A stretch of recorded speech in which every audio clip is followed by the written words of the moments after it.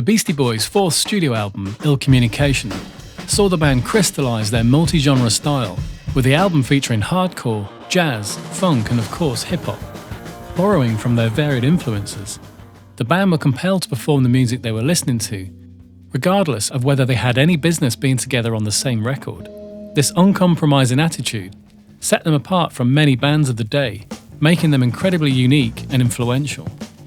The Boys' previous album, Check Your Head, already laid out the blueprint for this kind of album, but ultimately took the band 3 years to make, comprising songs born from hours of jams recorded in between very important basketball games. Ill Communication, however, was done in just 6 months. Despite having their own studio, they actually started recording in New York at Tin Pan Alley for a bit of a change of scenery. They spent at least a month there, mostly laying down live instrumentals that began as jams, in much the same way they worked for Check Your Head, only this time they were a real touring band that were much tighter as a unit and able to easily feed off each other's ideas quickly. The band were keyboard money Mark Nishita, DJ Hurricane on the turntables, drummer Emery Awol Smith, and future Cypress Hill percussionist Eric Bobo. Mario said, "The studio was a super facility in the Tin Pan Alley area of the city. Very old but cool and funky. So we set up all the band stuff in this little room where there was an API type of vintage console, and they also had these really old custom valve preamps and an Atari 24-track tape machine.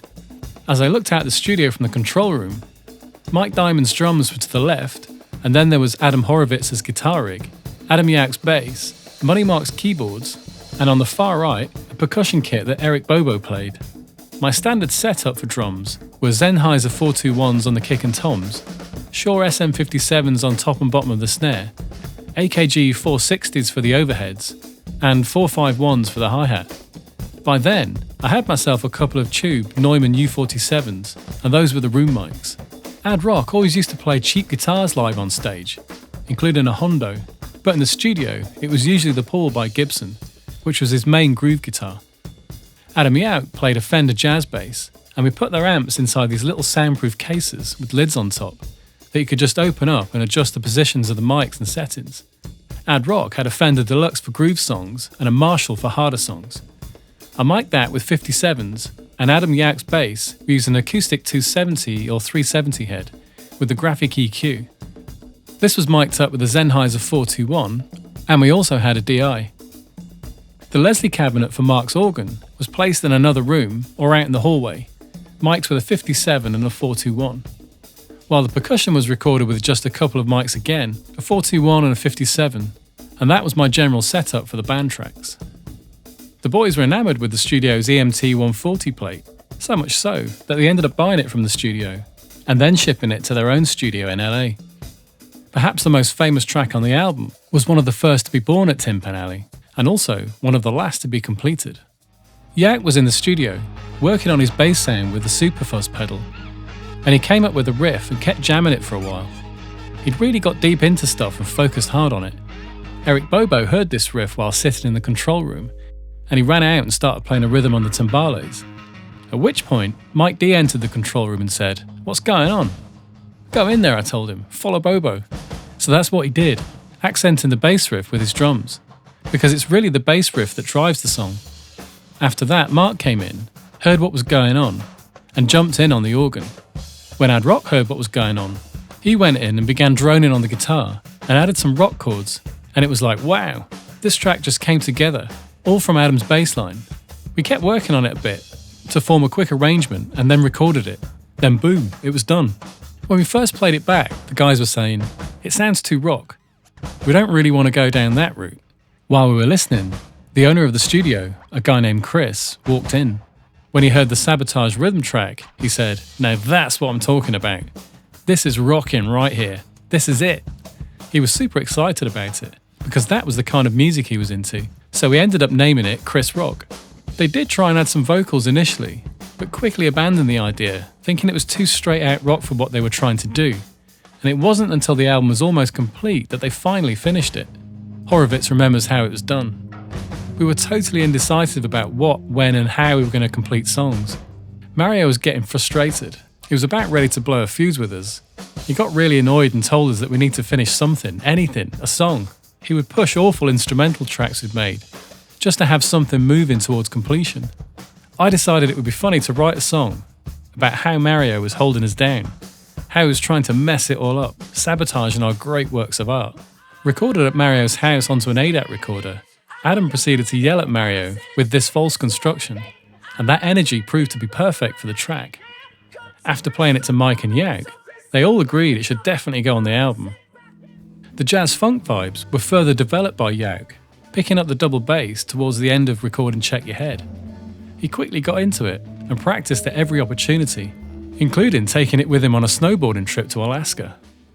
Work continued on the album back at their GSON studios in California. Their own studio was centered around a 32-channel Neotech Elan console and the 24-track Tascam ATR-80.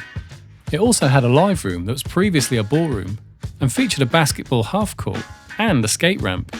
The instrumental tracks that appear all over the album were the fruit of those extended jam sessions at New York's Tin Pan Alley, but the album was mostly worked on at GSON, with the massive amounts of crate digging and sample discovery they did on the Check Your Head tour. Mario said, "We were always buying records, but when we were on tour, we were really buying records. We'd wake up in the morning and everyone would go right to the ATM machine so we could go to the record shops. And then when we got there, we would split up. Like someone would go to the jazz section, and another would go to soul, another to reggae, and someone else gets the rock section. We were pretty democratic about it. If someone was looking for something in particular, like, yo, here's that Kool and the Gang you wanted, we would pick it up for them. It was great, because we dug up all that stuff, and then came back home and started going through it. We actually had a sampler and a drum machine on the tour bus while promoting Check Your Head. And we would sample a little bit at night as we were driving around listening to stuff. We were grabbing everything back then. This meant they had lots of beats on the go and plenty of ideas floating around. Q-Tip from A Tribe Called Quest was a regular at the studio, but not for recording, more for the basketball and generally just hanging out. The boys had tried to get Tip on a track for some time, but it wasn't until he heard a particular beat they'd been working on that he finally got inspired to lay down some vocals. The beat, which became Get It Together, features some really well cut samples, the main one being from the Moog Machine track Aquarius, Let the Sunshine In. Tip remembers he was actually quite high at the time as he delivered a freestyle over the beat and didn't think too much of it until the album was released. In the intervening time, the boys had arranged what he'd laid down into a collaboration, with each member feeding off Tip's lines to keep a smooth flow going, and the end result proved to be one of the standout tracks on the album and provided its title. This method of manipulating and creating these sample-based backing tracks were done via the Akai MP60, which was used by Mike, Yaug and Mario, and the EMU SP1200 by Adam. Compared to today's standards, these machines were quite time-consuming and limited, but the workflow and crunchy 12-bit sound contributed massively to the overall result, and it's a sound we still love today. Another collaborator was their old friend Biz Marquis. Biz had already appeared on Check Your Head as a result of spending time with him in the studio, which mostly entailed making mixtapes and eating large amounts of assorted candy. He did manage to lay down some vocals too though. The album was released at the end of May 1994 and saw the band carry the momentum from the Check Your Head album and tour and firmly stake their claim to be one of the most inventive and exciting bands out there. Accepted by rock bands and the hip-hop community alike, the Beasties were now at the peak of their powers in a golden era for music.